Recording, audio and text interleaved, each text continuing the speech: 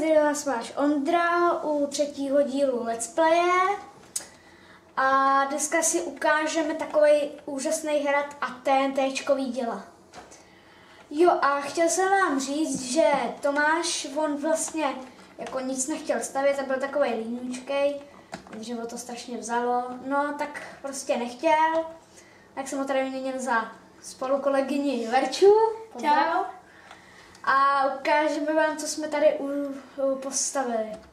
Musím jí hlavně říct, že tady postavili takovou umělou jak se to jmenuje, skálu, kde prostě, já to nebudu vysvětlit, já vám dám, Verču. Pak vám ještě něco, v té skále je něco ukrytého a pak vám něco ještě ukážeme, ale nejdřív ukážeme ještě něco. Jo, to bude jako takový překvápko. A tady jsme si sem tak postavili jako takový sklad. Jo. Tady mám takhle bedničky a plno věcí, takový obchodák velkou.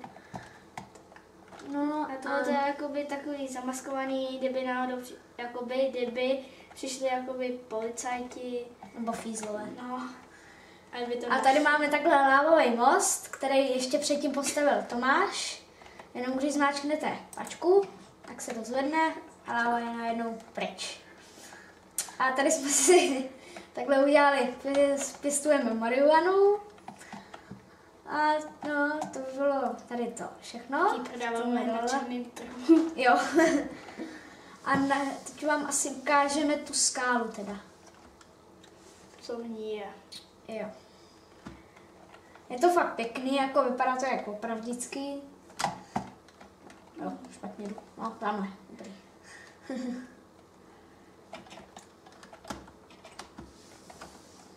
No a tady to je takový jako zajímavý, to určitě vidíte. A já vám předám tady Verču. Můžeš. Jo, už ty dělej.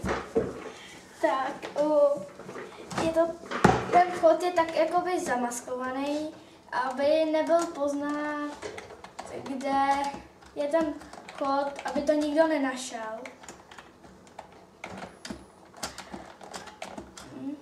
A v toho vyplývá, je to taková železnice, krytá, kterou jsem taky postavila, akorát bylo těžký jako sestavit i tu, co mu říká, tenhle ten vrš, sakra. Nejhorší byl ten vrš, jak je nahoře ten písek, tak ten se všude propadal, ale jinak bych to měla hodně rychlejš. A už tam za chvilku jdem a teď to vede do hradu a vám to předám Ondru. Jo, díky Verčo. Jak jste viděli, tak to bylo fakt pěkný, co tam postavila. Taky se jí nedivím, že z toho měla plný zuby z toho písku. Kdyby z toho teda ruply nervy. Tady tím se nedá makat.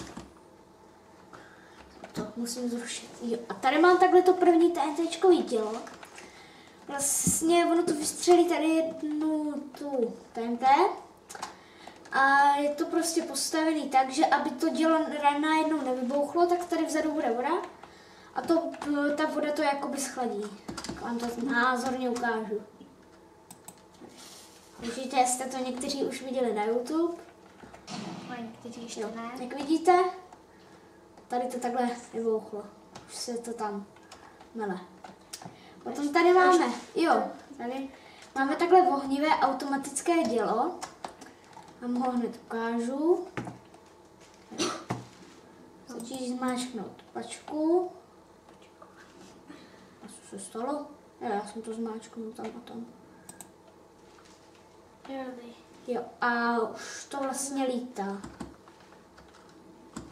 Tak, co Jo, takhle to lítá. a je to jako na obranu, ty všechny věci jsou na obranu tohle hradu. Ještě vám ukážeme.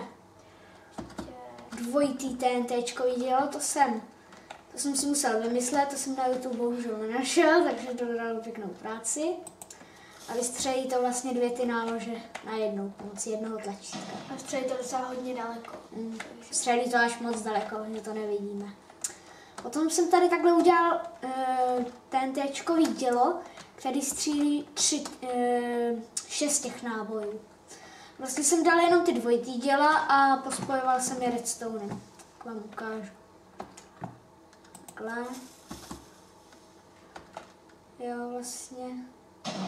No, vidíte, takhle bouchne.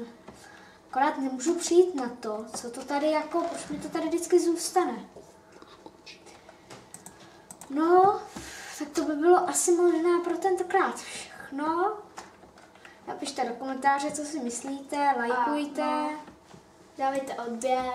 No, A to by bylo všechno. to bylo všechno v tomhle díle. Tak já bych se s vámi loučil. Čau, čau. Čau. Netoč nás.